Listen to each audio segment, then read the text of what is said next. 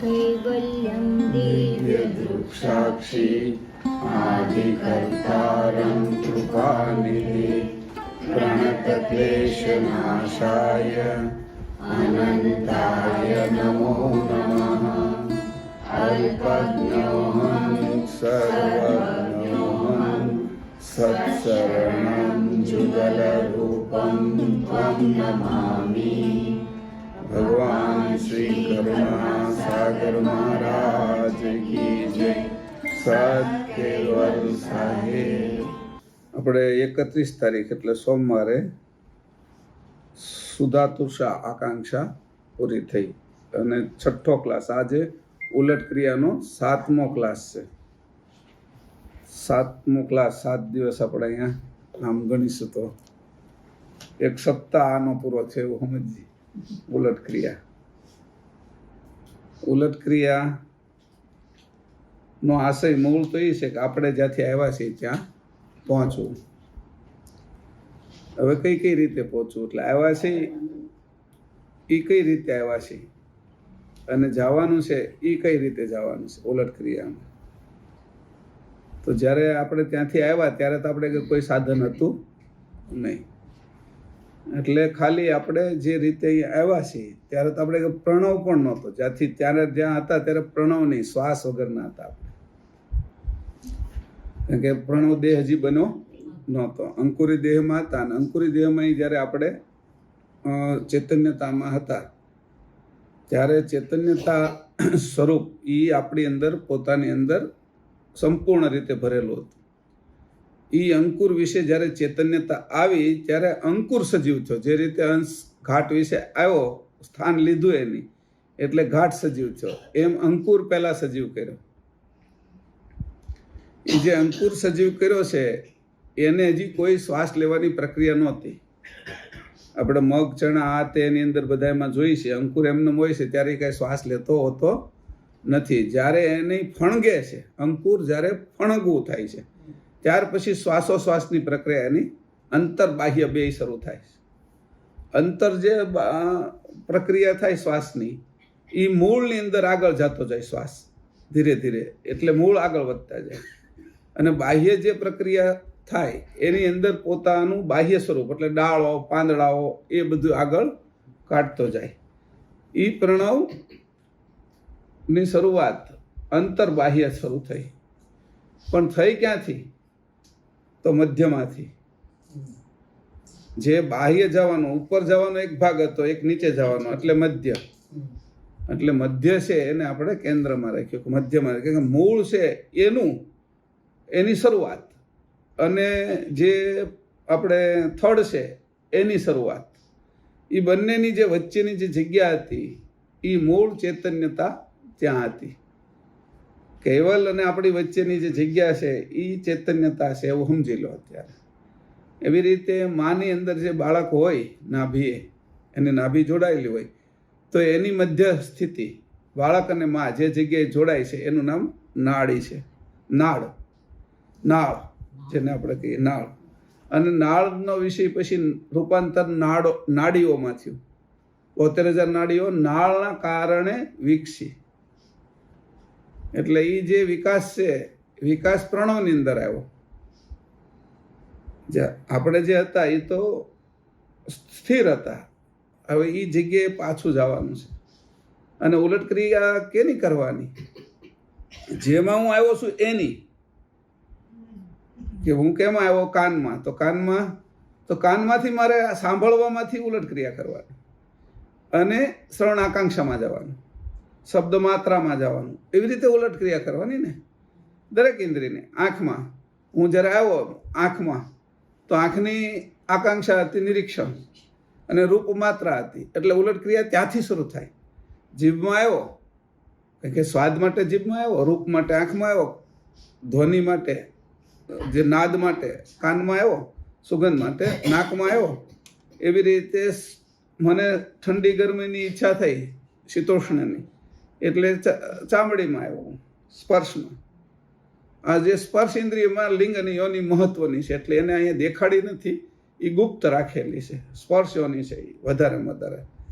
તો તો એ સ્પર્શમાં આવ્યો હું. એટલે આ રીતે કરીને જે મારી કામના જાગી 5 વિષયમાં નીચે, અને એ 5 વિષયથી હું પાછો ઉપર જાઉં, એને કીધું ઉલટ ક્રિયા, પાછું જવું. એટલે એ જે ઉલટ ક્રિયાથી મારે પાછું જવું, પણ આવ્યો છે કોણ એમ, એટલે એ નક્કી કરવાનું ને, તો એ પાછો જાય ને એમ. અહીં નક્કી થઈ ગયું કે આપણે બધા અત્યારે કોઈ એવી સ્થિતિમાં આવી ગયા કે આપણે છે એ હું પણ વિસરાઈ ગયું. હમણાં અહીંયા ભાંગ બનાવ્યો હોય અને એની અંદર તાંબાનું પેલું નાખી દીધું હોય, પછી એને એક ગ્લાસ બધાને પાઈ દીધું, એટલે પછી હું કોણ છું ને એ ભૂલી જાય. એટલે અંદરનો જે ભાગ છે ને આપણો, જે આપણી અંદર જે આપણા સંસ્કારો છે ને, એ બહાર આવવા મળે. હું પણ આનો હું જે છું એને ભૂલી જાઉં. એટલે હવે મને ખબર ન પડે હું ક્યાં જવાનું છે. એટલે નક્કી તો કરવું પડે ને કે હું કોણ છું જે આવ્યો છું એમ. હું મહેશ અહીંયા આવ્યો છું, લલિતભાઈ અહીંયા આવ્યા છે, એ નક્કી તો કરવું પડે ને કે લલિતભાઈ આવ્યા છે અહીંયા, કે મહેશ આવ્યો છે. એ જ્યારે ભાંગના નશામાં હું મહેશ છું કે લલિતભાઈ છે કે એને કંઈ ખબર ન રહે. કારણ કે જે ચિત્તની અંદર જે સંસ્કારો ભરેલા છે એ સંસ્કારો કાર્ય કરવા મળે. પછી અત્યારની બધી જ વસ્તુ હું ભૂલી જાઉં. એટલે નશો થઈ ગયો કેનો? ભાંગનો. એવી રીતે આપને આ ઇન્દ્રિયોનો નશો થઈ ગયો, એમાં આપણે ભૂલી ગયા. 2 વસ્તુ થઈ ને. પહેલો તો નીચે આવ્યા એટલે પહેલો નશો આપને લાગ્યો છે એ ઐશ્વર્યતાનો. ઐશ્વર્યતાનો નશો લાગ્યો એટલે ઐશ્વર્યતાની અંદર હું કંઈક બધાથી વિશેષ થાવ, એ ઐશ્વર્યતા હંમેશા હોય અને દરેકની અંદર હોય. બેક્ટેરિયા એક હોય ને એને તે હંમેશા બીજા કરતાં આગળ જ જવું હોય. 5 કૂતરા બાંધતા હોય ને એમાં કૂતરાને કોને મારે આગળ જવું છે, મનુષ્યની અંદર એ તેવું જ હોય. કારણ કે પશુની અંદર હુંપણાનો જે ભાવ છે એ પશુત્વવાળો છે ને અહીંયા મનુષ્યની અંદર છે મનુષ્યત્વવાળો છે. એટલે આમાં હોશિયારી હોય. પશુની જેમ બાંધી ન પડે, પણ હોશિયારીથી, યુક્તિથી, પ્રયુક્તિથી એ બાંધે. એટલે ત્યારથી પછી જે ઐશ્વર્ય છે, એટલે હું છું, મારી અંદર હું છે, એ ઐશ્વર્યતા માટે મને બહુ આકર્ષણ થઈ જાય. એ જે આકર્ષણ પહેલું થયું ઐશ્વર્યતાની અંદર આવ્યો એટલે તરત જ આરત આવી. એટલે પ્રકૃતિ જોડાઈ ગઈ. આરતમાં પ્રકૃતિ છે, પણ કઈ પ્રકૃતિ? અવિગત. એ જે પ્રકૃતિ છે એ જોડાઈ ગઈ. આ ગત નહીં હો, ગતને ગણવાની નહીં. જેની માં છે, બધી જ પ્રકૃતિની માં છે એ, અને એ તદ્દન શુદ્ધ છે. તો એની આરત આવી. આરત આવી એટલે તરત જ એની અંદર જોવાનું ઈચ્છા થઈ કંઈક, એટલે સુરતા આવી ગઈ. સુરતા આવી ગઈ, જેવું દેખાણું એટલે હવે તો આરતય વધી, ઐશ્વર્યતાય વધી અને સુરતાય વધી. હવે ત્રીજું બંધન થઈ ગયું. દોરડું એક હોય તો હજી તોડીને જાય, બીજું હોય તો તોડીને જાય, આ ત્રીજું. હવે એ વધારે આકર્ષણવાળી તો એ છે સુરતા. અને સુરતા પછી નીચે લાગી તરત જ તે જળ તત્વની અંદર. એટલે અવિગત લિંગ વાસના શરૂ થઈ. જે જળ તત્વ છે એ લિંગ સ્થાને છે, ગુહ્યાંગે છે. તો એ જળ તત્વની અંદર પહેલી અવિગત જે લિંગ વાસના શરૂ થઈ. અહંગની ઓટમાં લિંગનું આળ છે, તહાં લગી અંગ ઉમંગ અંગે. એ ઉમંગ એની અંદર ઉત્પન્ન થયો. એ જે સુરતાથી જોયું એટલે તરત જ ઉમંગ એની અંદર ઉત્પન્ન થયો. એ ઉમંગ છે એ કેનો હતો? તો કે આનંદ લેવા માટેનો એક ઉમંગ થયો. એ આનંદ છે એ જળ તત્વનું કોષ છે, આનંદમય કોષ જળ તત્વનું. એટલે એ જળ તત્વના આનંદમય કોષની અંદર આવ્યો એટલે તરત જ તે નૂરતા અક્કલમાં આવ્યો. અને અક્કલ બહુ વાપરવા મળે પછી તો નૂરતાની અંદર આવ્યો. જરૂરિયાત હવે તો સ્થૂળ જરૂરિયાત થઈ ગઈ. ભૂમિ તત્વની નૂરતા છે એટલે સ્થૂળ જરૂરિયાત થઈ ગઈ. હવે સૂક્ષ્મ જરૂરિયાત હાલે એવું નથી એને. પહેલાં વાતોથી હાલતું હતું, હવે વાતોથી હાલે એવું નથી. હવે પ્રેક્ટિકલ જોઈએ છે એને. એટલે પછી સ્થૂળમાં આવી ગયો. એટલે અંકુરમાં 6 વસ્તુ જ્યાં એની શરૂ કરી અને 6ઠી વસ્તુની અંદર જ્યાં ઉતર્યો ત્યાં એને પ્રણવનો પટ લાગી ગયો. સોહંગનો જેવો પ્રણવનો પટ લાગ્યો એટલે તરત જ તે પ્રણવ જેવો સોહંગ અંદર પ્રવેશ કર્યો. કોની અંદર? અંકુરમાં. આપણે જે ફણગાવી છીએ ને આ મગચણા એની અંદર, તો એ જેવો પ્રવેશ કર્યો એટલે તરત જ તે ઓલો સોહંગ છે એની ગતિ ઉપરની હતી, તો ઓહંગની નીચેની ગતિ તરત પકડી લીધી. કારણ કે તરત બંનેની વચ્ચેથી આ ચૈતન્યતાએ એને ઉગાડવાનું શરૂ કર્યું. એટલે એને જીવન આપવાનું શરૂ કર્યું. જ્યાં જીવન આપવાનું શરૂ કર્યું ત્યાં સુધી તો મગચણા આપણા ડબ્બામાં ભરેલા જ હતા, આપણી બાટલીમાં ને એમાં બધામાં ભરેલા જ હતા. જેની અંદર તો કેમ ફણકતા નહોતા? તો કે જ્યારે એનો એને જે વાતાવરણ મળ્યું એટલે જ થયું. આપણે દર વખતે મચ્છરાઓ નથી થતા, પણ એને મચ્છરનું વાતાવરણ મળ્યું એટલે મચ્છર થવા મળશે. કીડીઓને દર વખતે કીડીનું વાતાવરણ મળે એટલે કીડીઓ થવા મળે. જે જીવો છે એને એનું વાતાવરણ મળે થવા મળે. પોદળાની અંદર ક્યારેક ઝીણા નકરા પૂરા હોય, તો જે ગાયનો ભેંસનો જે હોય તો એની અંદર એને ભેજ અને ખાવાનું નહીં મળી રહ્યું, એ રીતે એનું વાતાવરણ થયું. એવી રીતે આપણે આ એક મોટા પોદળા ઉપર છીએ અને એની અંદર આપણે વાતાવરણ અત્યારે અનુકૂળ છે. અબજો સાલ સુધી અનુકૂળ વાતાવરણ નહોતું. આ થોડા બે એક અબજથી અનુકૂળ વાતાવરણ થયું છે આપણે. આગળના તો અબજો કરતાં વધારે સમયથી અનુકૂળ વાતાવરણ નહોતું, એટલે આપણે પનપી નહોતા શકતા, આપણે ઉત્પન્ન થઈને રહી શકતા નહોતા. એટલે મનુષ્યને અત્યારે આમ આ ધરતી ઉપર રહેવાનું ઉત્તમ વાતાવરણ છે. તો એ કંઈ મંગળમાં હજી નથી, બુધમાં હજી નથી, શનિમાં હજી નથી, ગુરુની અંદર હજી નથી, કારણ કે ઘણા ગેસીસના છે, ઘણાની અંદર છે, ચંદ્રની અંદર હજી નથી. ચંદ્ર તો પૃથ્વી જેવો છે, ઠોસ. એવી રીતે ગુરુના 82 ગ્રહ છે, એમાં પૃથ્વી કરતાં 2.5 ગણો બીજો એક જે ચંદ્ર છે, એ ત્યાં પાણી છે, બધું છે, હજી ત્યાં પનપ્યું નથી વાતાવરણ. પનપશે એટલે આમાંથી કોઈ બેક્ટેરિયા ત્યાં જશે આપણામાંથી, અને એ બેક્ટેરિયા ધીરે ધીરે એનો વધારો કરશે, તો ત્યાં હોતી પાછું એ પોદળો હોતી આખો ભરાઈ જશે. આપણે અત્યારે ભરાઈ ગયા છીએ ને. આ વાતાવરણમાં આવ્યું કોણ, ગયું કોણ, એવી રીતે પાછું જવાનું. એટલે આ બધા જ ગ્રહો સિવાય કેટલુંય છે એની અંદર આપણે પનપી શક્યા નથી. આપણા વાતાવરણ આપણે અનુકૂળ નથી. રણ પ્રદેશની અંદર અમુક પ્રકારના થોર ને અમુક પ્રકારની વનસ્પતિ થાય, ત્યાં બીજું જે આપણા જે કહેવાય ફળદ્રુપ પ્રદેશની અંદર થતું હોય એ ત્યાં થઈ ન શકે, કારણ કે ત્યાં પનપવાની એની જે એને જોઈતી વસ્તુઓ નથી, વાતાવરણ નથી. પછી તમે આમ આરબ કન્ટ્રીની અંદર જાઓ તો ત્યાં ખજૂર ને એ બધું સારું થાય. પછી ત્યાં જમરૂખ ઉગાડો હોય તો ન થાય, સફરજન કરવો હોય તો ન થાય. અને પછી અમુક આ જે પ્રદેશ છે હિમાલયમાં, એમાં ખજૂર કરવા હોય તો ન થાય. જ્યાં જેનું વાતાવરણ ત્યાં પનપે, એમ મનુષ્ય પણ આવી રીતે પનપેલા છે. આ બધી જે 84 લાખ યોની અત્યારે આપણે દેખાય છે મનુષ્યને આધારે જે છે, એમાં પશુ પક્ષી બધા આવી ગયા મનુષ્ય સાથે. તો એ બધાની અંદર આપણે બુદ્ધિશાળી છીએ, આપણી સમજ વધારે છે, એટલે આપણે છે એ આ હું છે એનો રસ્તો કરી શકશું. આજે અત્યારે આ બધું હું છે એનો રસ્તો કરી શકશું. અને આપણે આ જે નશો લાગ્યો છે, મેં કીધું ભાંગનો નશો બધાને થઈ ગયો હોય તો પોતે પોતાને ભૂલી જાય તો ઘરે ક્યાંથી જઈ શકે. એમ તત્વનો સત્વનો એનો નશો લાગ્યો ઉપરથી, અને એની અંદર એ નશાની અંદર અત્યારે આપણે ભૂલી ગયા છીએ. આપણે પોતાના સ્વરૂપને ભૂલી જવાનું કારણ જેમ ભાંગનો અથવા દારૂનો અથવા કોઈ કેફી દ્રવ્યનો નશો હોય, એમ બ્રહ્મોસ્મી, સતોસ્મી અને તત્વનો આ જે બધા તત્વ જ્ઞાન, સત્વ જ્ઞાન અને બ્રહ્મ જ્ઞાન એના આપણે નશા લાગી ગયા. આ જે નશો થઈ ગયો છે એના કારણે આપણે આપણા સ્થાન આપણે કોણ છે એ જાણી નથી શકતા, અને આપણે કોણ છે એ નથી જાણી શકતા. એટલે આપણા સ્થાન સુધી આપણે પાછા પહોંચી શકતા નથી.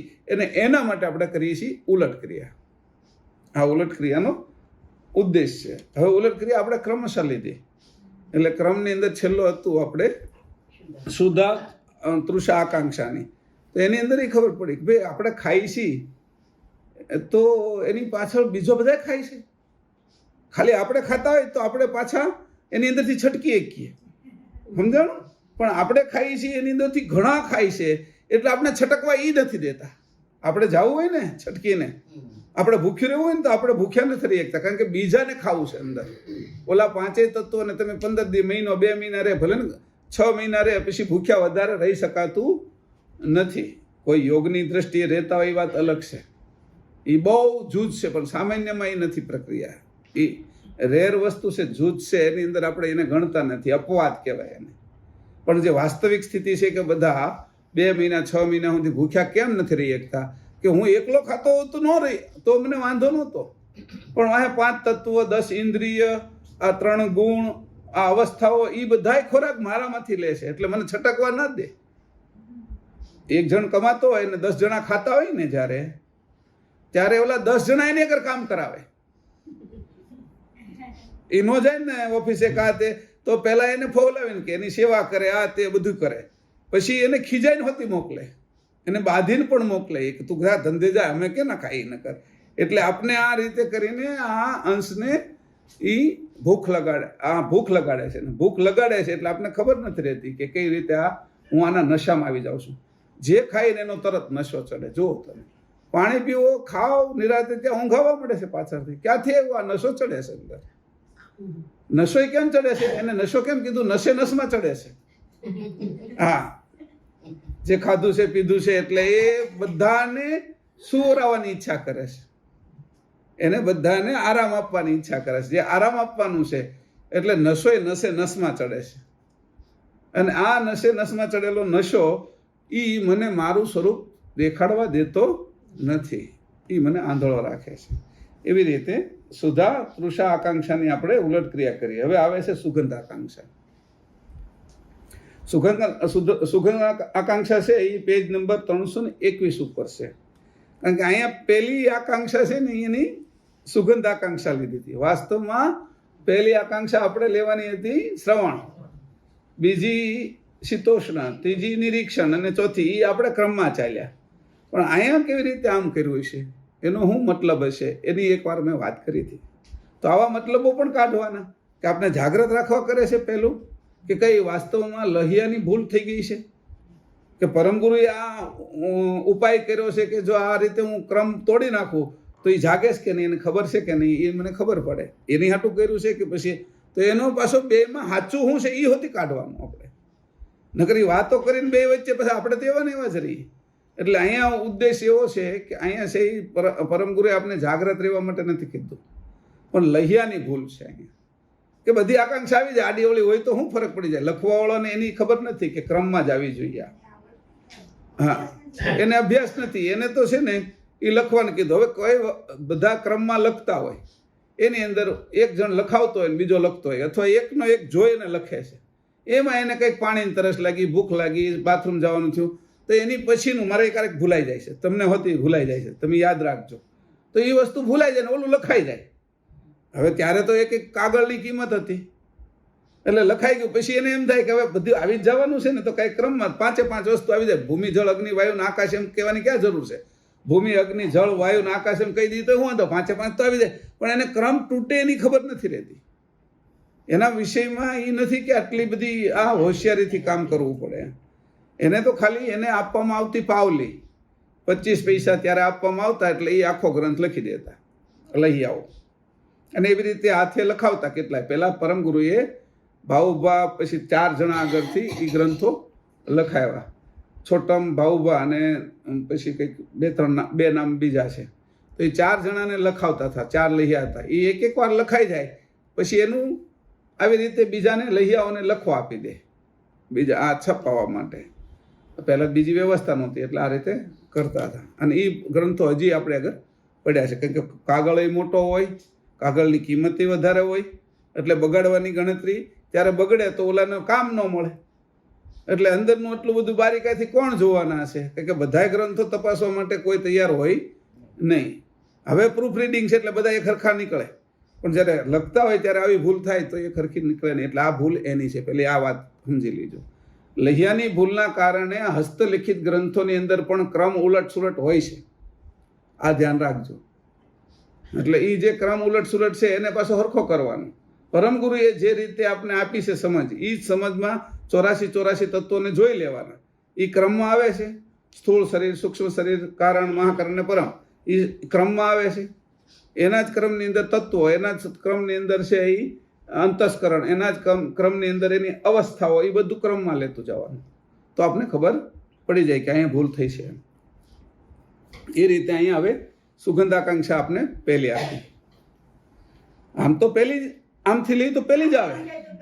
હા, પણ અહીંયા એવું નથી. પછી સુગંધ પછી તરત જ તે પછી નેત્રે નિરીક્ષણ આપી દીધી. બરાબર છે? એટલે આડું જ છે. એટલે એની જો સુગંધ આપી હોત ને પછી તરત જ તે છે એ સુધા પીપાસ આપી દીધી હોત તો બરાબર છે. પછી નિરીક્ષણ આપી તો બરાબર છે. પણ આમાં એ ક્રમ જળવાણો નથી. આ વાત ખાસ ધ્યાન રાખવી. હવે આમાં વાંચું છું.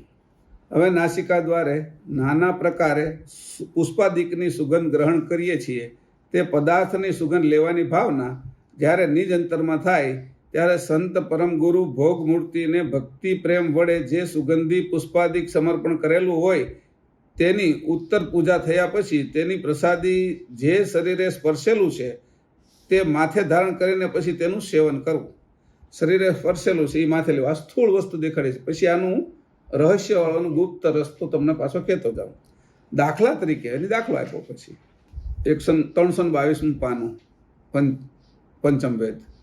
દાખલા તરીકે દાખલો કેવો આપ્યો છે કે વિષય જીવ નર નારી પુષ્પાદિક સુગંધનો વિલાસ કરે છે તે પ્રકારે પરમ ગુરુના ચરણારવિંદ ઉપર પુષ્પાદિ સુગંધનો વિલાસ કરવો. પુષ્પાદિ સુગંધનો વિલાસ કરવો એના વિશે ચરણારવિંદ વિશે. એટલે ચરણારવિંદ એટલે મૂર્તિના ચરણારવિંદ નથી કીધા. ચરણારવિંદ અહીંયા છે એ બે ચરણ છે એ કયા કીધા એની ઓહંગ અને સોહંગ. આ જે બે પ્રણવ છે એ ચરણારવિંદ છે. અને એ બે પ્રણવ ક્યાંથી જાય છે તો કે નાકમાંથી. એટલે સુગંધી આકાંક્ષા ક્યાં છે? નાકમાં, કાને નથી. એટલે અહીં કીધું કે અહીંયા વિલાસ કરવો એ ચરણારવિંદ વિશે કરવો. અને તે જેમ ભમર કમળની સુગંધ લે છે તે પ્રકારે વિરહ ભાવે પરમ ગુરુના ચરણ કમળની સુગંધ ગ્રહણ કરવી. હવે એને કીધું ભમરો છે એ સુગંધ કમળની લે છે. એ કમળની જે સુગંધ લે છે એ ઉપર રહીને લે છે, એમાં બેહીન લેવાની એને જરૂરિયાત નથી. એવી રીતે ભમર કમળના ન્યાયે સુગંધ ગ્રહણ કરે છે. એમ પરમ ગુરુના જે ચરણ છે એ આપણે દેખાતા નથી, પણ એ ભમર કમળ એટલે જે વૃત્તિ રૂપે જેના છે. પછી જે આ ઓહંગ અને સોહંગ બે પ્રણવ અત્યારે દેખાય છે એની ઉપર જે વૃત્તિ છે એ વૃત્તિની અંદરથી આપણે લેવાનું. જેમ ભમર કમળને ન્યાય અંશ છે એ ચાસમી લે છે એ જ રીતે આપણે આ સુગંધી લેવાની છે. કે સુગંધીનો હવે સુગંધી એટલે શું છે એને વિશે આપણે પછી વાત કરીએ. સુગંધ ગ્રહણ કરવી. આ પ્રકારના ભક્તિ પ્રેમ વડે પ્રસાદ પ્રાપ્ત થાય. આ પ્રસાદ તે નિજ સ્વરૂપ તથા સકરતા હોય. આ પ્રસાદ શું મળશે તમને? જે ઓલું સુગંધ ગ્રહણ કરી તમે આચમાની માથે કરીને પછી આપણે ફૂલ લઈ અને આંખે અડાડ્યું અને માથે મૂક્યું, એને શું કહે છે આપણે? હા, આંચકા લીધા. એ રીતે એને ઉપરથી અડાડ્યું તો એનાથી શું થયું એ કે તો એ એક જે પ્રક્રિયા થઈ એનાથી થયું હું એટલે પછી તેને નિજ સ્વરૂપ આ પ્રસાદ તે નિજ સ્વરૂપ તથા સકરતા હોય. એ પ્રસાદ છે એ કોણ છે કે નિજ સ્વરૂપ અને સકરતા પોતે પ્રસાદ રૂપે આપને મળે છે હોય. તે અનાદિ પદરૂપ અમોઘ પરમ પદાર્થની સુગંધ પામી. કયા પદાર્થો છે? મુખ જે સુગંધ કોની પ્રાપ્ત કરવાની? નિજ સ્વરૂપ અને સકરતા. એ અનાદિ પદાર્થ છે. આ બધા આદિ પદાર્થ છે. અનાદિ પદરૂપ અમોઘ પરમ પદાર્થની સુગંધ પામીએ. પરમ પદાર્થની સુગંધ પામીએ એટલે પછી તેને કર્તાનું ચરાચર વ્યય રૂપ સકલ કૃત સુગંધ રૂપ જ જણાય છે. પછી જે આ નાશ પામવા વાળું જે જગત છે એમાં બધે એને ચરાચર સુગંધ જ જણાય છે. જે આ પ્રકારે અનુભવ દ્વારે ઉપાસનાની સુગંધ લેશે એને સઘળુકૃત સુગંધ રૂપ જોવામાં આવશે. હવે કીધું નાકેથી તો આપણે જોવાતું નથી. પછી એને કીધું કે આની જોવાની વાત કરીએ. સુગંધ તો નાકેથી લેવાય છે પણ આ પ્રકારે અનુભવ રૂપ દ્વારે, આ નાકના દ્વારે નહીં, આ સુગંધના દ્વારે નહીં. હવે કેનો દ્વારે નહીં ફરી ગયું? અનુભવ રૂપ દ્વારે ઉપાસનાની સુગંધ લેશે. ઉપાસનાની સુગંધ એ લેશે અને સઘળુકૃત સુગંધ રૂપ જોવામાં આવશે. સુગંધ તો આપણે સૂંઘવાની હોય, જોવાની થોડી હોય. પણ અહીંયા કીધું જોવામાં આવશે. કેમ? અનુભવ દ્વારા તો જોવાનું હોતી થાય. સુગંધ જોઈ શકાશે કે આવશે ત્યારે તેને સુગંધ દુર્ગંધ નજરે આવશે નહીં. એટલે હવે એને જોવામાં દુર્ગંધ આવશે નહીં. એટલે બધું જ જે કર્તાના અંશ સિવાય અને કર્તાની કળા સિવાય એને કશું જ દેખાશે નહીં. કારણ કે એ દુર્ગંધ છે બધી બાકીની. પણ એ દુર્ગંધ એને જોવામાં આવશે નહીં કારણ કે સુગંધનો આદિ થઈ ગયો. જેને જે અત્તરની જેની અમુક પ્રકારની સુગંધનો જે આદિ થઈ જાય ને એને પછી બીજી સુગંધની અંદર જવાનું ગમે નહીં. પહેલી જે માછણ હતી એ ટોપલાની અંદર છે એ પોતાના માછલાને લઈને આવી હતી. પણ એને કંઈક કોઈ કારણોસર એક માળીના ઘરમાં રહેવાનું થયું અને ત્યાં તો સુગંધ હોય એટલે એના ઘરમાં કલાક રહી ન શકી. એની રહી તો એવી તડપડ થવા મળી, એની હેરાન થવા મળી, દુઃખી થવા મળી કે આને એમ લાગ્યું કે આ ફૂલોની સુગંધ એને માટે દુર્ગંધ લાગવા મળી. અને પેલી જે માછલીની જે દુર્ગંધ છે એ એને સુગંધ લાગતી હતી. એવી રીતે જેના આદિ થઈ જાય એને એ સુગંધ પ્રિય લાગવા મળે. એટલે જે સુગંધ પ્રિય લાગવા મળે એટલે અહીંયા કઈ સુગંધ આપને શરૂ થઈ?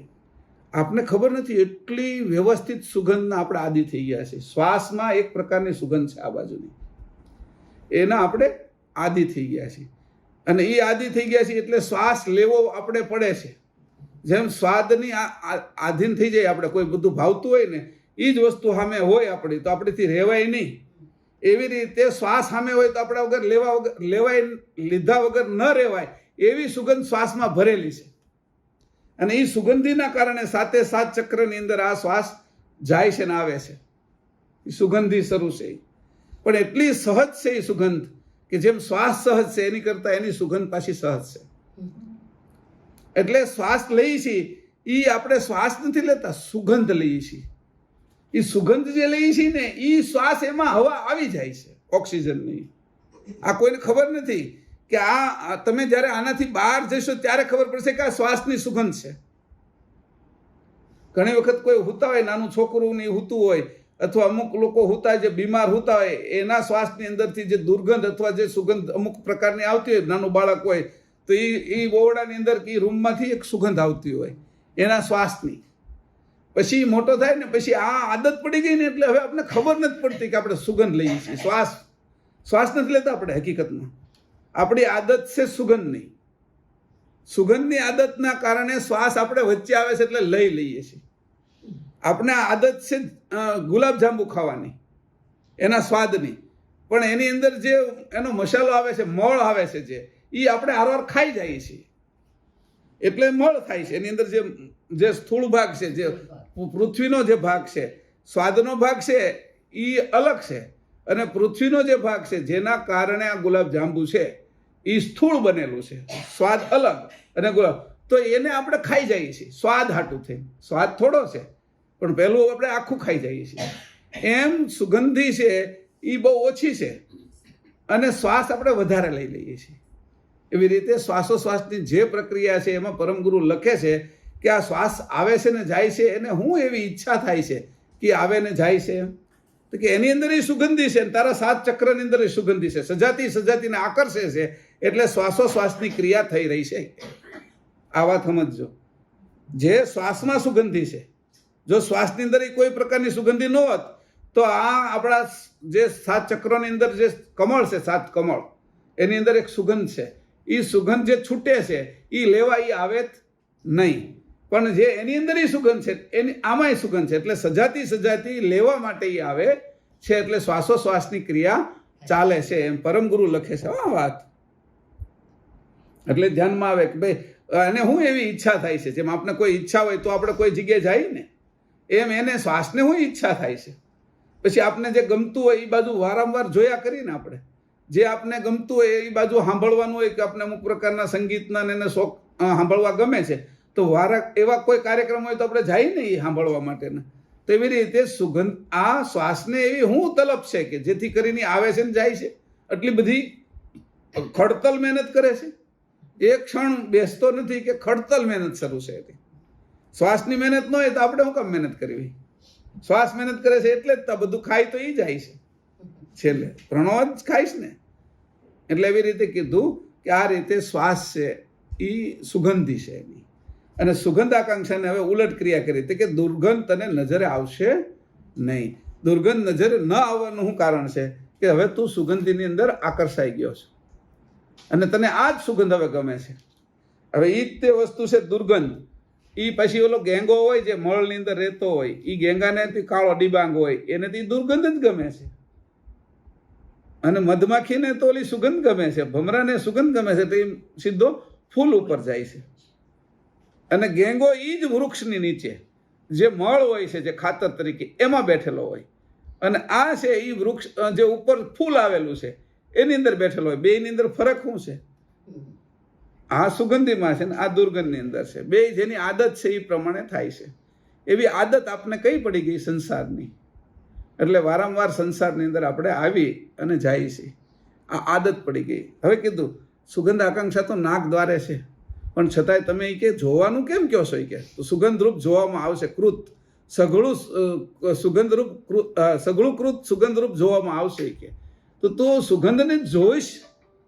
એ કે હા, સઘળું કૃત સુગંધરૂપ રૂપ જ જણાય છે, સુગંધ રૂપ જ જોવામાં આવશે. હવે જો જ્યારે તું તારી બધી જ ઇન્દ્રિયો આખી કેન્દ્રમાં આવી જશે ત્યારે દરેક ઇન્દ્રિયની અંદર જે એનું જોવાપણું, સૂંઘવાપણું, સ્વાદ લેવાપણું, સાંભળવાપણું, આ બધા જ જે એના ગુણધર્મો છે ઇન્દ્રિયના, એ કેન્દ્રમાં જ્યારે આવી જશે ત્યારે કોઈ પણ ઇન્દ્રિય દ્વારા કોઈ પણ કાર્ય થશે. સમજાણું? આનો ઉદ્દેશ એવો થયો કે જોવામાં આવશે. એનો અર્થ એવો થયો સુગંધ કઈ જોવાની વસ્તુ છે કે, પણ તું તારા સ્થાનમાં જ્યારે જાય, તું ઉલટ ક્રિયા કરીને અંશે થાય ત્યારે ટોટલ વસ્તુ એક જગ્યા થઈ જશે. જે રીતે એ કે અંકુરની અંદર આખું વૃક્ષ આવી જ જાય છે કે આંબો, એવી રીતે તારી ઉલટ ક્રિયા થતા તું તારા સ્વરૂપમાં જ્યારે આવી જાય ત્યારે તારી આંખે જોવાપણું નહીં રહે ખાલી, કે તારી દરેક ઇન્દ્રિય જોતી હશે. પછી નાકે ખાલી સુગંધપણું નહીં રહે, આંખેથી હોતી તું સુગંધ દુર્ગંધ લઈ શકતો હશે. કાનેથી જ ખાલી સાંભળવાપણું નહીં રહે, કાનેથી તું સ્વાદ ચાખી શકતો હશે કે, કારણ કે ત્યાં આગળ બધું એકમાં આવી ગયું છે. એનો જ આ વિસ્તાર છે કે જે અંકુર હતું એનો જ આંબા રૂપેનો વિસ્તાર છે કે એમ તારું અંકુર શુક્રાણુ હતું એનો જ આ ઇન્દ્રિય રૂપે વિસ્તાર છે કે એમ કર્તાનું જે મૂળ અંકુર હતું અવિગત અંકુર એનો જ આ અનંત બ્રહ્માંડો રૂપે વિસ્તાર છે કે એ એના સ્થાનમાં આવી જાય એટલે ત્યાં આગળ કોઈ ક્રિયા એના સાધનથી અલગ, એટલે કીધું ને કે પછી કાન એના માટે સાંભળવા માટે જરૂરી નથી. એમ અહીંયા કીધું કે પછી તને જોવામાં આવશે અને ત્યારે તને દુર્ગંધ નજરે આવશે નહીં કે. હવે કીધું કે શું એમ ન કીધું, એની ઝીણી એમથી તને દુર્ગંધ સુગવામાં આવશે નહીં એમ ન કીધું, નજરે આવશે નહીં એમ કીધું.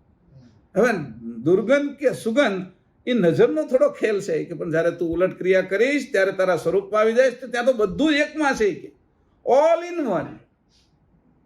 આ બધું તો એ કે જુદું જુદું છે. તારે જ્યારે તું ઘાટમાં આવ્યો છે ત્યારે જોવા માટે તારે આંખ જ કામ લાગશે કે, સૂંઘવા માટે નાક જ કામ લાગશે, સ્વાદ લેવા માટે જીભ જ કામ લાગશે, એ અત્યારે છે કે.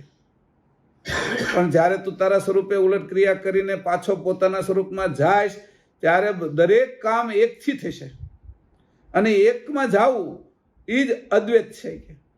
આ બધું દ્વૈત છે જગત, એમાં રમણ તું કરે છો એટલે દ્વૈત છે. દ્વૈત જગત છે એટલે આંખ રમણ કરવું, કાનમાં રમણ કરવું, જીભમાં રમણ કરવું, આ તારું દ્વૈત ભાવ છે. એ દ્વૈત ભાવમાંથી તું ઉલટ ક્રિયા કરતા અદ્વૈત થઈ જાય. આ અદ્વૈત સિદ્ધાંત છે આપણો. અદ્વૈત સિદ્ધાંત અંશે થવું અને બધા જ અંશો પાછા અંશીને મળે એ મૂળ અદ્વૈત. પહેલા તો આપણે બધા માંથી ભેગા થઈને એક થઈ જવું. તો આવી રીતે કરીને તારી જે સમજ છે એને અદ્વિતીય કરી નાખી કે એનાય બે ભાગ નહીં રહેવા દે કે સમજ ચેતન લક્ષની કરી નાખી કે હિરણ્યગર્ભ પક્ષની જળ પક્ષની એને ન રહેવા દે કે. તો આ સમજ આપણે એક કરવા માટે ઉલટ ક્રિયા કરી. હવે કીધું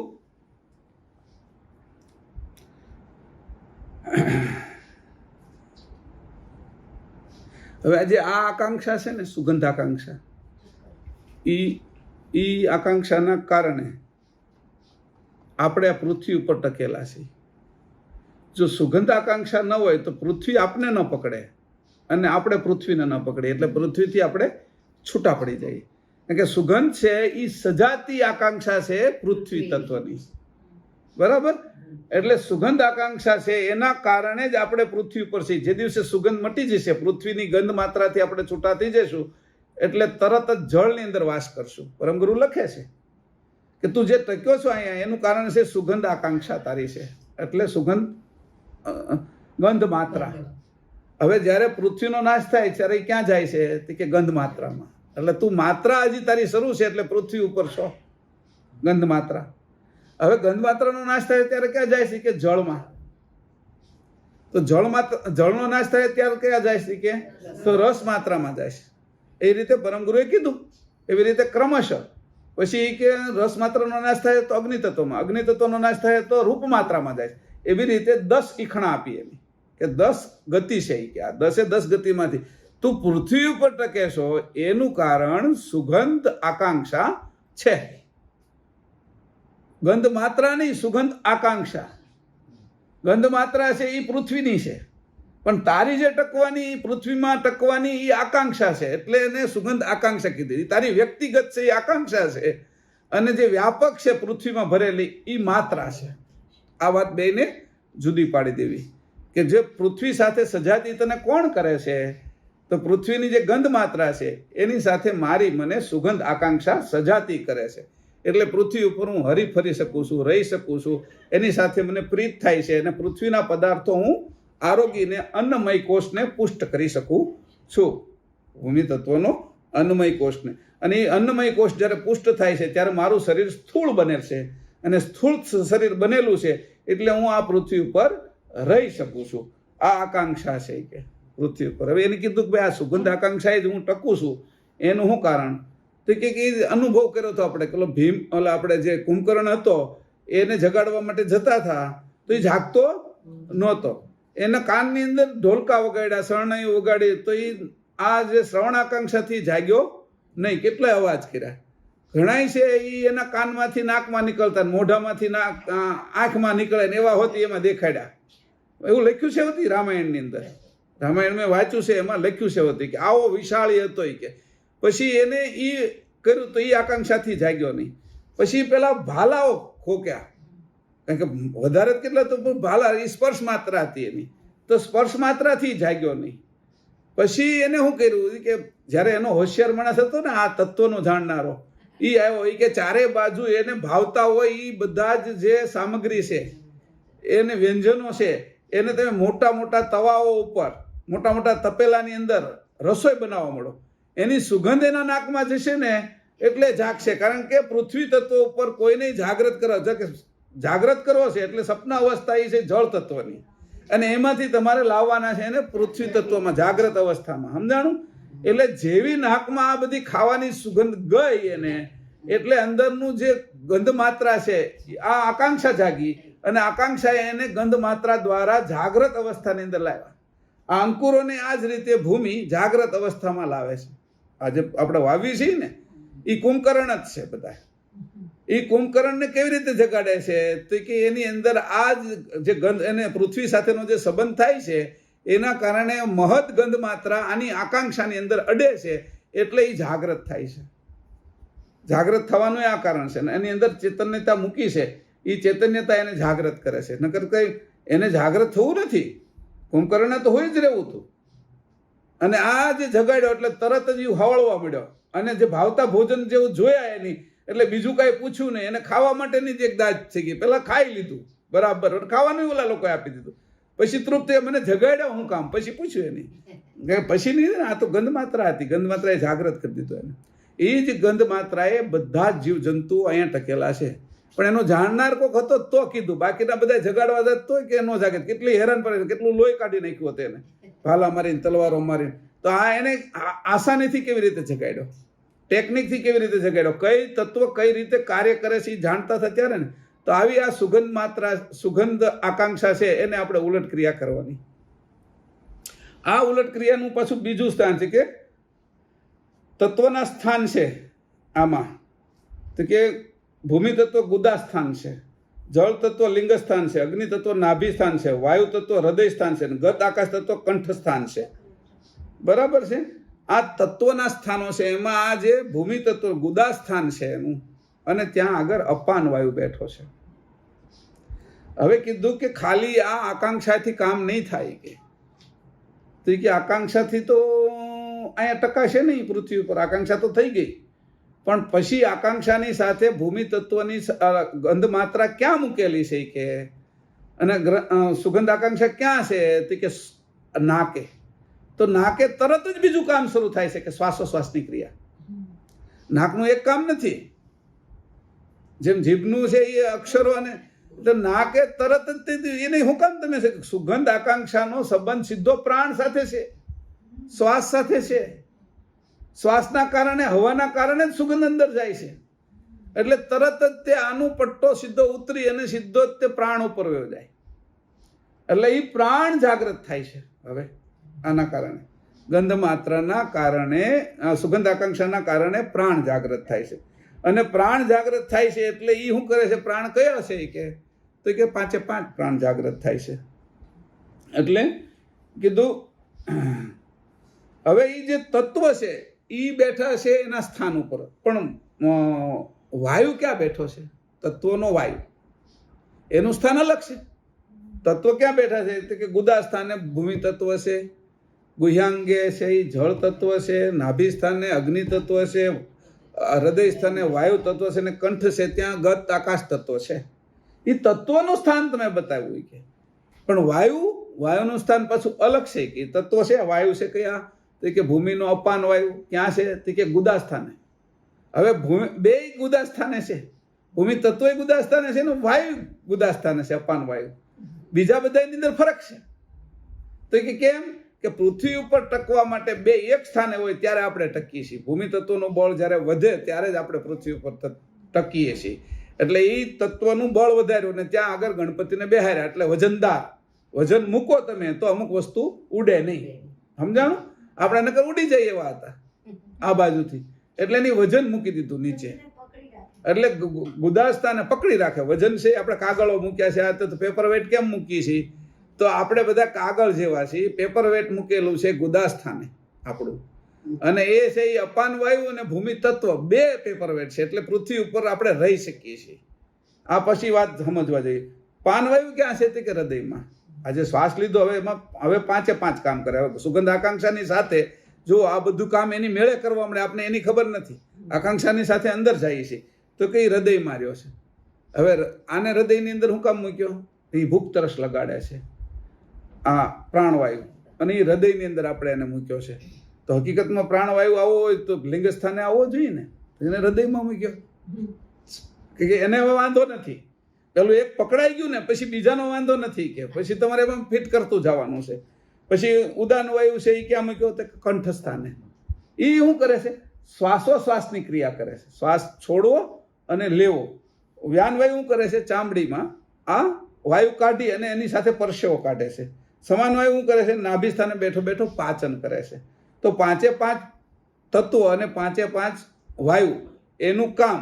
પણ વાયુને આપણે તત્વોને બાદ કર્યા અને વાયુનું કામ આપણે લીધું, કારણ કે વાયુ છે સુગંધાકાંક્ષ એટલે નાક સાથે જોડાયેલો છે શ્વાસ.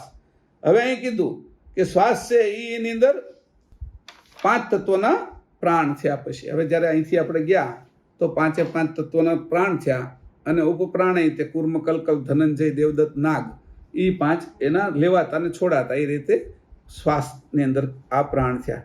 હવે આ ભૂમિ તત્વ જ્યારે જાગ્રત થયું છે ત્યારે જીવન કેમ આવે છે આપણી અંદર એની વાત કરી. હવે આ જીવન જે આવે છે એને ઉલટું કેમ કરવાનું? તે હવે શ્વાસ લીધો તો શ્વાસ હવે ખાલી શ્વાસ નથી રહ્યો. પહેલા હવા રહી હતી, હવે શ્વાસ નથી રહ્યો. શ્વાસની અંદર ઈડા પિંગળા અને સુષ્મના 3 નાડી થઈ ગઈ. ત્રણેય નાડીની અંદર સુગંધ જાય છે. જે સુગંધ જાય છે આકાંક્ષા છે એ હજી નાડીની અંદર, જે સુગંધ બહારથી જાય છે એ હજી બાકીના જે અંદરના બેક્ટેરિયા હોય તે એ સુગંધ લેવા આવવાના છે. એ સુગંધથી સક્રિય રહેવાના છે. આ પૃથ્વી શ્વાસ ન લે તો આપણે શ્વાસ ના લઈ શકીએ. પૃથ્વીના વિષય એનો જે શ્વાસ હાલે છે એ અંતર્ગત આપણે શ્વાસ લઈએ છીએ. એટલે જેવો એ શ્વાસ એ લે છે એને એ શ્વાસ છે એના યોજનો આપ્યા. એને એમ કીધું આટલા કોષ, કે 10,000 કોષ, 10 કરોડ કોષ, 7 કરોડ કોષ, 5.5 કરોડ કોષ, 3.25 કરોડ કોષ અને 1.5 કરોડ કોષ એવા એના તત્વના પ્રાણ એ પૃથ્વી લે છે. એના અંતર્ગત આપણે લઈએ છીએ. આપણે જે શ્વાસ લઈએ છીએ એમાંથી આપણા બેક્ટેરિયા શ્વાસ લે છે તત્વોના, અને એ જે શ્વાસ લે છે એને એની સુગંધી થઈ ગઈ છે.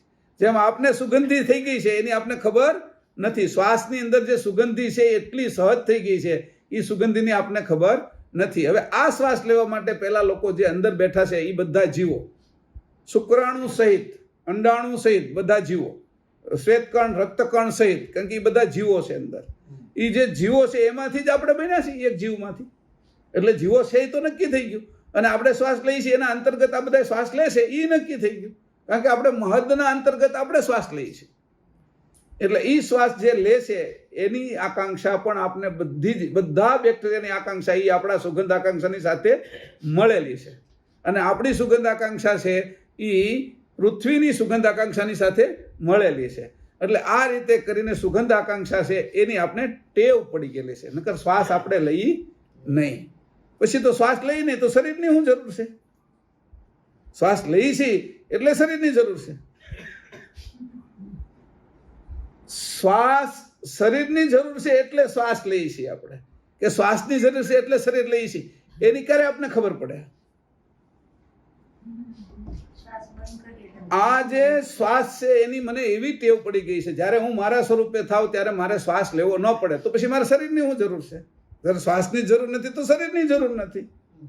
અને છતાંય હું હવે શરીર રાખું તો કઈ રીતે રાખું? તો કે તારી સમજણ હશે, તું સંપૂર્ણ ચેતન થઈ ગયો હશે, અને પછી જો તું શરીર રાખે તો તું ગુલામીનું શરીર નથી હવે તારું તદ્દન તારા હાથનું, તું સમજી શકે ને એને ઉપયોગ કરી શકે એવું તારું શરીર હવે તારા હાથમાં છે. અત્યારે તારા હાથમાં તારું શરીર નથી, કારણ કે અત્યારે તો શરીર તને નચાવે છે, આ ઇન્દ્રિયો નચાવે છે, એમ શરીરના બધા જ અંગો તને નચાવી રહ્યા છે જુદા જુદા રીતે. પણ જ્યારે તું પોતે સ્વતંત્ર થા અને પોતાની ઉત્તમ ઉલટ ક્રિયા કરે, ત્યારે આ ઉલટ ક્રિયાના પ્રતાપે તું શ્વાસથી પર એટલે પ્રણવ દેહથી ઉપર વયો જાય છે. આ જે પ્રણવ દેહ છે, છઠ્ઠો પ્રણવ દેહ તને લાગ્યો છે કે, તો છઠ્ઠો પ્રણવ દેહ છે એ નિરંજન સહિત બધાને લાગ્યો છે કે તું જોતો નથી કે કીડીને શ્વાસ લેવો પડે છે.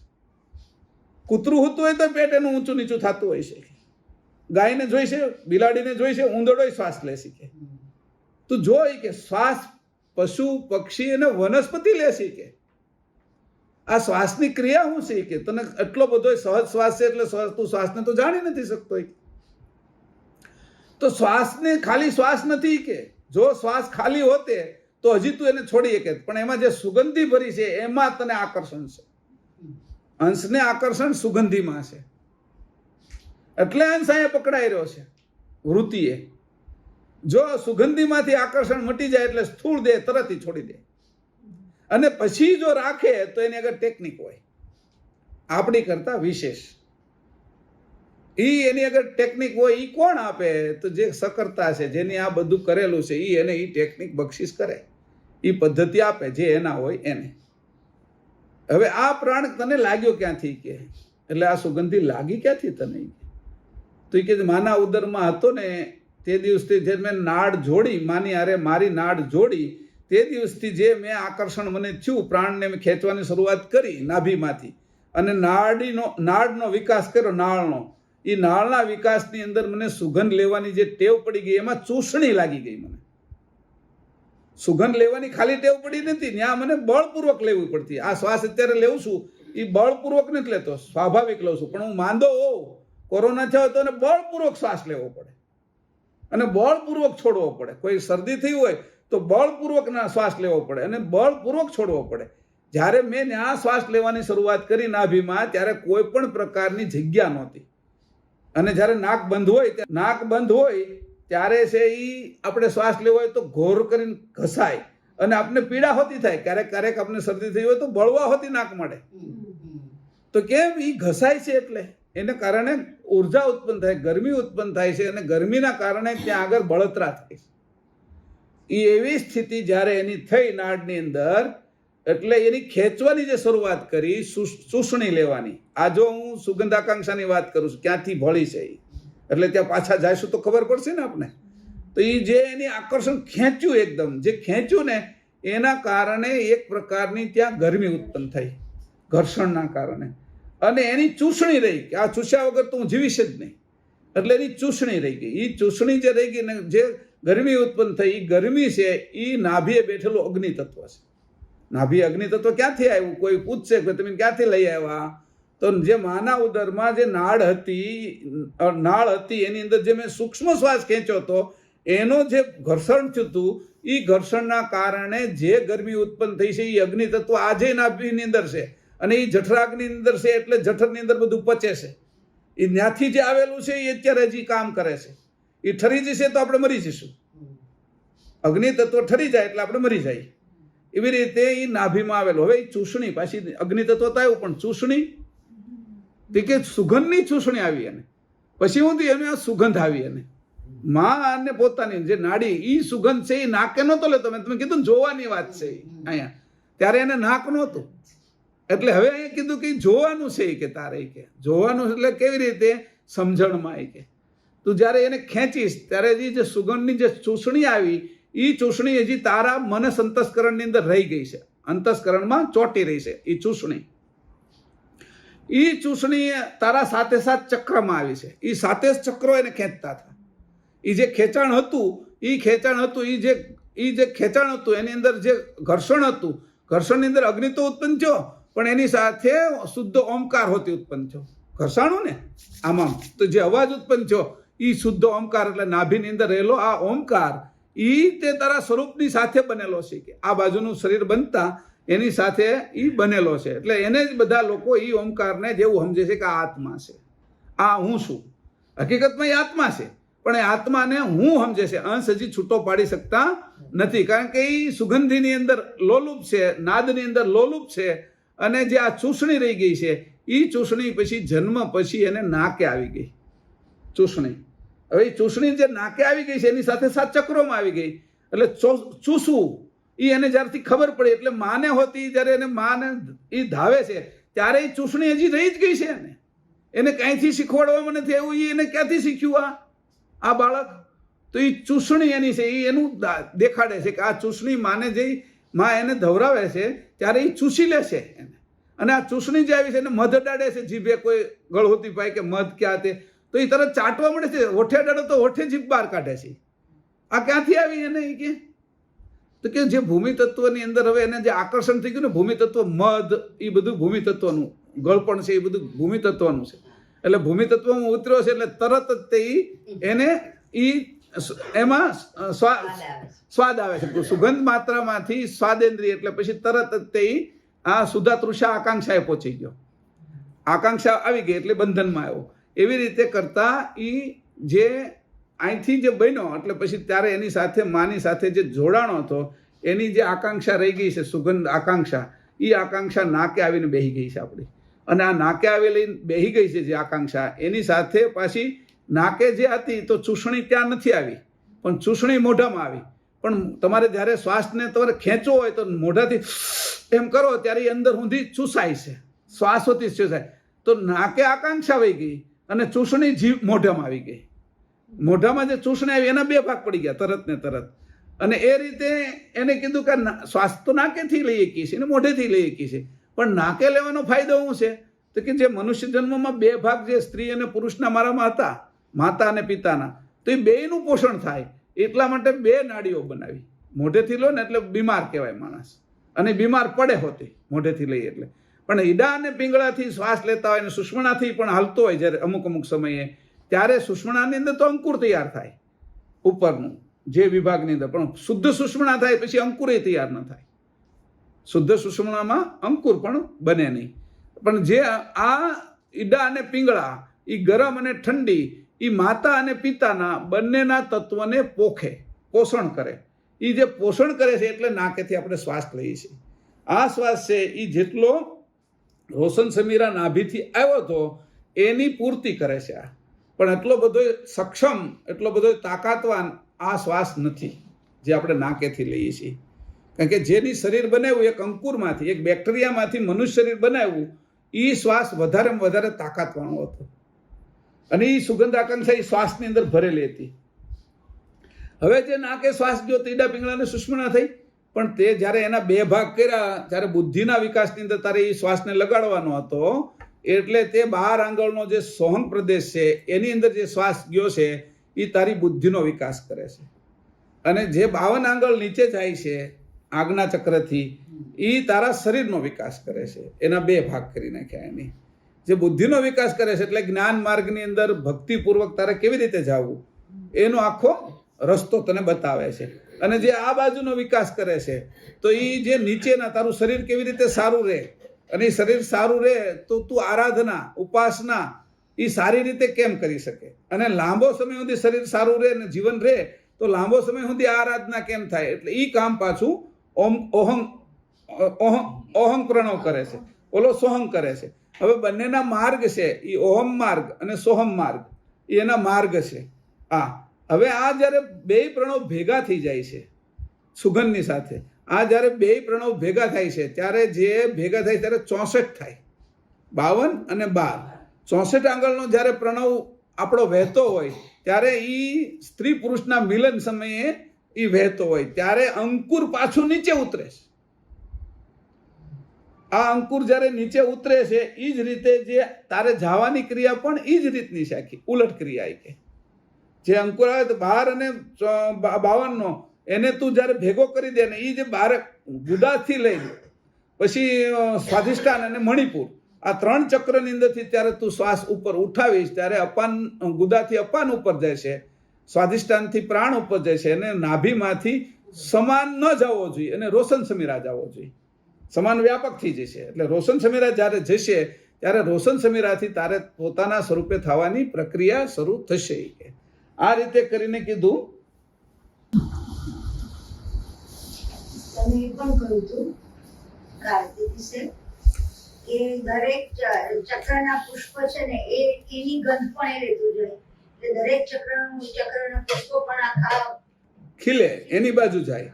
કારણ કે આ જે ચક્રો છે આપણા એની અંદર જે પાંખડી છે કે ગુદાસ્થાનની 4, 6, 10, 12, 16, 2 અને બ્રહ્મરંધની 1000 એ જે પાંખડીઓ છે એની અંદર જે સુગંધી છે કમળ છે ને એમાં જે સુગંધી છે. હા, અને શ્વાસ છે ભમરો. અત્યારે શ્વાસ ભમરો છે તો એ બધાની અંદર સુગંધ લેવા ને દેવા જાય. સજાતી છે પાછું એની અંદર એ સુગંધ રહી છે ભમરાની અંદર, નકર એ પાછું આવે નહીં જાય. એટલે સજાતી હોય તો એને મળે. હવે એને કીધું જે આ 5 પ્રકારના અંકુર અદૃશ્ય, જે 5 પ્રણવના અંકુર, હવે જે 5 પ્રણવના અંકુર પાછા થશે. આ જે 5 પ્રણવ છે ને એના અંકુર સૂક્ષ્મ ને તેનાથી પણ તીત, સૂક્ષ્માતીત બ્રહ્મરંધમાં બનેલા હોય તેની સાથે 5 તત્વના ભૂમિ, જળ, અગ્નિ, વાયુ અને આકાશ એનો અર્ક જેમ વરાળ ઉપર ચડે છે તેમ છીબું ઢાંકીએ તો પાણીની ઉપર બાજે છે, એમ આ બધાનો અર્ક પ્રણવ દ્વારા જે ઉપર ચડે છે એનું અદૃશ્ય અંકુર બને છે. એ અદૃશ્ય જે ટીપા રૂપે બાજે છે પણ એ ટીપું નથી બાજતું. અહીંયા આપણે જે છીબું એનો દાખલો આપ્યો કે તમે ગરમ કરો ત્યારે છીબું ઉપર ઢાંકી દો એટલે કોઈ પણ વસ્તુની વરાળ છે એ છીબા ઉપર આવે એટલે ટીપા બાજવા મળે. એ રીતે શરીર છે એ જ્યારે ગરમી ઉત્પન્ન થાય છે જઠરાગ્નિને આખું શરીર ગરમ રહે છે.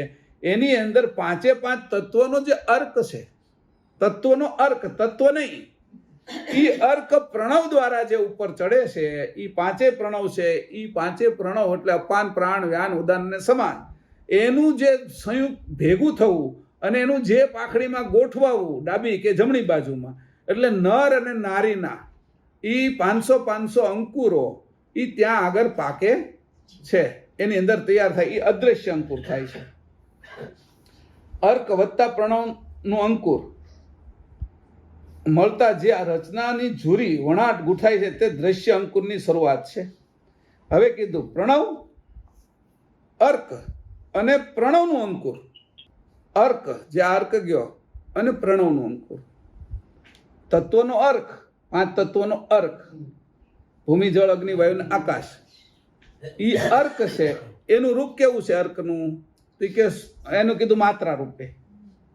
એ જે તત્વનું અર્ક એટલે માત્રા અને પ્રણવનો અર્ક જે આ 5 પ્રણવ છે એનો અર્ક, એ જ્યાં 2 ભેગા થાય છે એ અદૃશ્ય અંકુર તૈયાર થાય છે, એની ઝૂરી થાય છે, એનું વણાટ થાય છે, એ 2 ભેગા થાય છે ત્યારે દ્રશ્ય અંકુરની શરૂઆત થાય છે.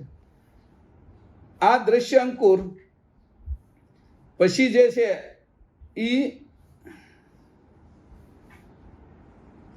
મેં આમાં લખ્યું એટલું બધું છે ને સૂક્ષ્મ, હું તમને સમજાવવા જાઉં તો સમજાવી શકું એવું નથી, એટલો અઘરો વિષય છે આ.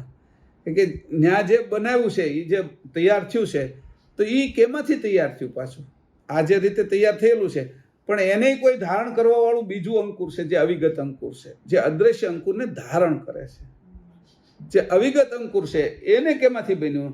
જે 2 વૃત્તિ અંશની, અંતર્વૃત્તિ અને બાહ્ય વૃત્તિ, એ 2ની ઝૂરી થઈ. આ રીતે મેં કીધું ને કે તત્વનો અર્ક અને પ્રણવ એની 2ની ઝૂરી થઈ એટલે અદૃશ્ય અંકુર બન્યું. પણ અવિગત અંકુર કેનું બન્યું છે એવું પૂછ્યું. કારણ કે પાછું ઉલટ ક્રિયામાં ન્યાય જવાનું ને તો કે અંશની વૃત્તિ, બાહ્ય વૃત્તિ અને અંતર્વૃત્તિ. અંતર્વૃત્તિ શું છે? કર્તા બાજુની, અને બાહ્ય વૃત્તિ શું છે? સંસાર બાજુની. આ 2 વૃત્તિ જ્યારે અંતર્વૃત્તિ જે અવિકાસ મહાતત્વમાં રહેલી છે અંતર્વૃત્તિ, અને જે બાહ્યવૃત્તિ છે એ વિકાસ મહાતત્વમાં રહે. આપણે બહાર જઈએ છીએ એટલે વિકાસ થયો. અને બંનેની ઝૂરી જે વણાટ થવું એ કુંભસ્થ મહાતત્વમાં છે. એ બેયની અંતર્વૃત્તિ ને બાહ્યવૃત્તિ એનું જે અંકુર બન્યું છે અવિગત અંકુર બન્યું છે. અવિગત અંકુરથી અદૃશ્ય અંકુર, દ્રશ્ય અંકુર અને હિરણ્ય ગર્ભઘાટમાં રૂપાંતરિત થાય છે. હવે જે અહીંયા તૈયાર થયું એ હિરણ્ય ગર્ભ અંકુર તૈયાર થયું. એની જ્યારે ઝૂરી બની ત્યારે એમાંય એક માઇનસ ને એક પ્લસ હતું કે બે હતા ને અવિગત અંકુરની અંદર બાહ્ય અને અંતર. અહીંયા તે છે એ પ્રણવ છે એ પ્લસ છે અને તત્વો છે તત્વનો અર્થ એ માઇનસ છે એટલે સ્ત્રી પુરુષને આ થયા. એ જે હિરણ્ય ગર્ભ અંકુર બન્યું જ્યારે પછી અહીંયા બે જણાની પાછી ઝૂરી થઈ કે આ બધા તો અલગ જ છે કે આ ભળતા નથી કે આને કીધું કે જે પ્રણવ છે ઈ અને તત્વના અંકુરો ભળતા નથી એ ભેળવે છે કઈ જગ્યાએ એની જગ્યા કેમ તો કે માય અલગ છે અને એની અંદર જે પાકી રહેલું શુક્રાણુ બાળક છે એ અલગ છે. એને જોડે છે કઈ જગ્યાએ તો કે નાભી જોડે છે એને. એ ઝૂરી ક્યાં બની એની બંનેની શુક્રાણુની ને માની ઝૂરી ક્યાં બની? હવે શુક્રાણુનું રૂપાંતર ઝૂરીના કારણે બાળકમાં થઈ જશે. ઝૂરી ન બની હોત તો બાળકમાં ન થાત. એ ઝૂરી બનવું એટલે ગૂંથવું, સમજાણું?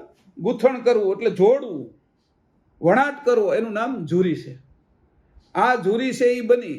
હવે અહીં કીધું કે આ બાળક પેલું જે શુક્રાણુ તો ટોટલમાંથી અલગ છે અને માય એનાથી અલગ છે પણ ઝૂરી કઈ જગ્યાએ બની તો કે જગ્યા કઈ છે તેની કીધું ઝૂરી નાભી છે એની બંનેની. તો એ જે ઉપરથી ઉતર્યું એની ઝૂરી જે પ્રણવની અને તત્વની એ જે ઝૂરી બની એનો હિરણ્ય ગર્ભ રહ્યો. અને અહીંયા સ્ત્રી અને પુરુષ બંને જુદા છે કે એની ઝૂરી ક્યાં બની કે એટલે એની કીધું એની લિંગ અને યોની એની ઝૂરી બની. આ જે ઝૂરી બની એટલે એના કારણે ગર્ભ રહ્યો. ઓલો હિરણ્ય ગર્ભ અંકુર હતો અને આ જે દ્રશ્ય અંકુર છે એ ગર્ભવાળું થયું. અને આ ગર્ભિત જે અંકુર હતું એનાથી 84 લાખ યોનિઓ તૈયાર થઈ કે આ રીતે જે સુગંધ માત્રા છે એ સુગંધ આકાંક્ષા છે એની ઉલટ ક્રિયા જ્યારે કરશો ત્યારે પ્રણવમાં વયા જશો તમે. અને પ્રણવમાં વયા જશો ત્યારે પ્રણવનું જે અવિગત અંકુર છે ત્યાં સુધી જવાની આખી દ્રષ્ટિ તૈયાર થશે. જે બે વસ્તુ મળી તો મળી ક્યાં? સ્ત્રી પુરુષ અલગ છે, પછી સ્ત્રી પુરુષની અંદર પાકનારું તત્વ અલગ છે રજ અને વીર્ય, એ બેયનું સાધન અલગ છે. એક જગ્યા એવી હતી કે ત્યાં એ મળ્યા એટલે ઝૂરી તૈયાર થઈ. તો મારે અને કર્તાને કઈ જગ્યાએ મળવાનું? હું અંશ જ્યારે થાવ ત્યારે મારે અને કર્તાને કઈ એવી ઝૂરી છે કે એ જગ્યાએ મળવાનું?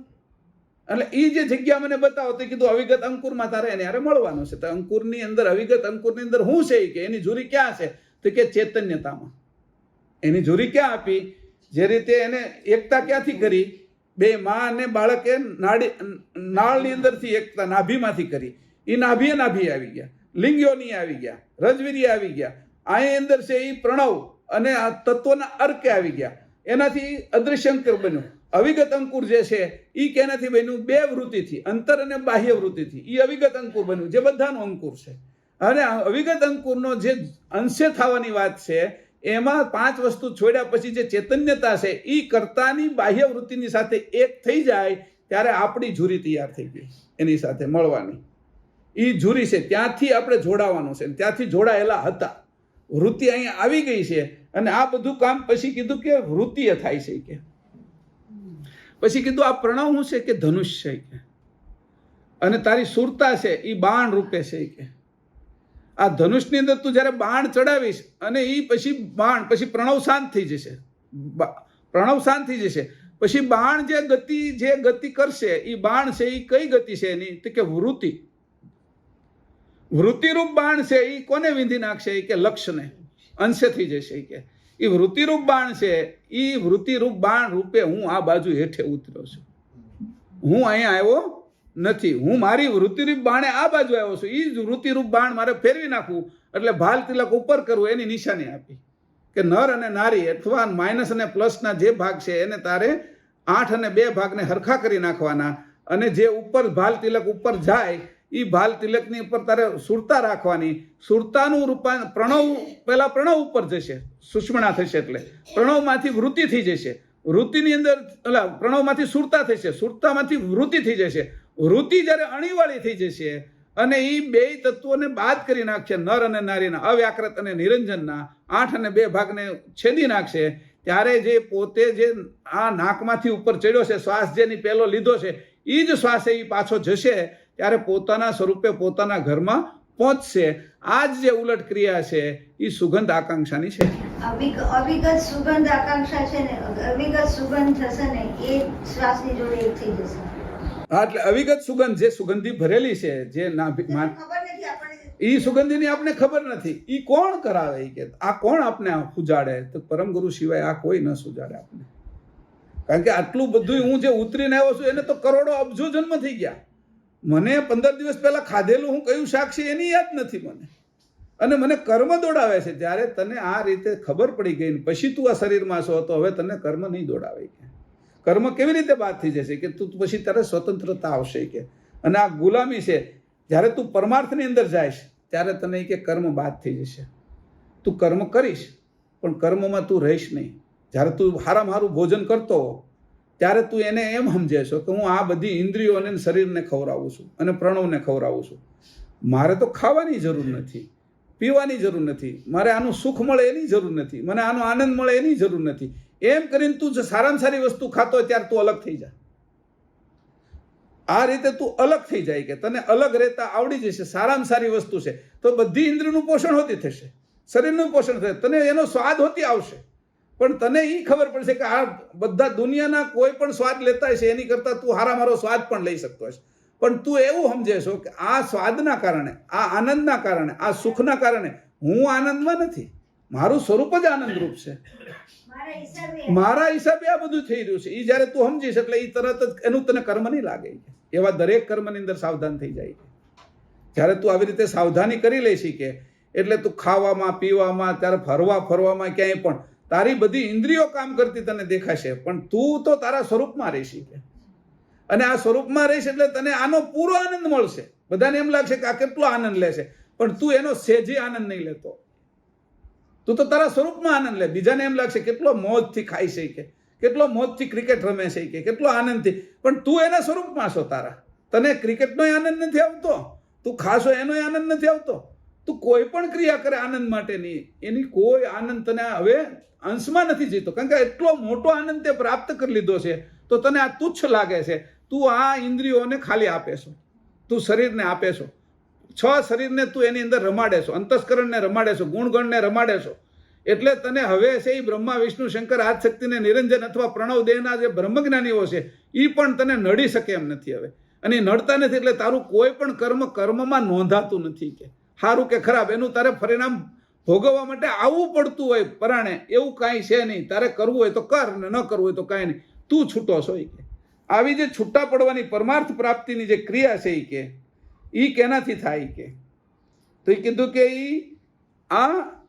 આ જે છે કર્મ અને ધર્મ, અહીંયા કીધું પરમાર્થ અને વ્યવહાર જે જગ્યાએ ભેગા થાય છે, પરમાર્થ અને વ્યવહાર એ બે વસ્તુ અલગ છે. ટોટલ સ્ત્રી અને પુરુષ જે રીતે અલગ છે, શુક્રાણુ ને માં અલગ છે, એવી રીતે કર્મ પરમાર્થ અને વ્યવહાર એ તદ્દન જુદા છે, પણ છતાં એની એક જગ્યા જુરી છે.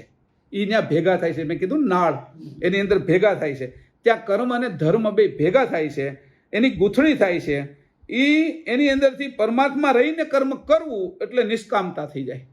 પરમાર્થમાં રહી એટલે પોતાના સ્વરૂપમાં રહી અને કર્મ કરવું એટલે નિષ્કામ.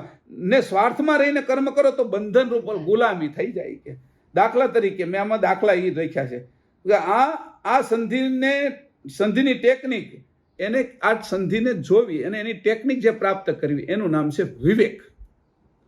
આ વિવેક છે એના 3 પ્રકાર છે. કે જેવા અંશ છે એવા એનો વિવેક છે. કે સામાન્ય અંશનો સામાન્ય વિવેક છે, વિશેષ અંશનો વિશેષ વિવેક છે, અને પરમ વિશેષ અંશનો પરમ વિશેષ વિવેક છે. હવે હું કોની હારે જોડાવું તો મને પરમ વિશેષ અંશ પ્રાપ્ત થાય? મારે એની હારે ઝૂરી કરવી જોઈએ. એટલે પરમગુરુ હારે જોડાવું એ આપણે એની હારે ઝૂરી કરીએ છીએ. મા હારે જ્યારે શુક્રાણુ જોડાય છે, ઝૂરી કરે છે, ત્યારે માનું પોષણ લઈ, મહદનું પોષણ લઈ અને એનો જન્મ થાય એટલે મનુષ્ય માં જેવો થઈ જાય છે 20 વર્ષે. તો એવી રીતે જ્યારે પરમ ગુરુનું પોષણ લઈ, પરમ વિવેક એનાથી આ સમજી અને એનું પોષણ લઈશ ત્યારે તું સંપૂર્ણપણે અંશ થઈ જાય છે. અને આ તને રીત રહેતા આવડી જશે કે આ રીતે તારે રહેવાનું છે. સુગંધ આકાંક્ષાની અંદર આટલી વિશેષ વાતો મેં તમને કરી. આ લખ્યું છે તો ઘણું, એમાંથી કર્યું છે તોય થોડીક જ વાતો કરી છે કે આની ઝીણી ઝીણી બાબતો બહુ ગુહ્ય હોવાથી હું તમને અહીંયા કહી શકતો નથી. કરુણા સાગર ભગવાન કી જય, કરુણા સાગર મહારાજ કી જય, સત કેવલ સાહેબ.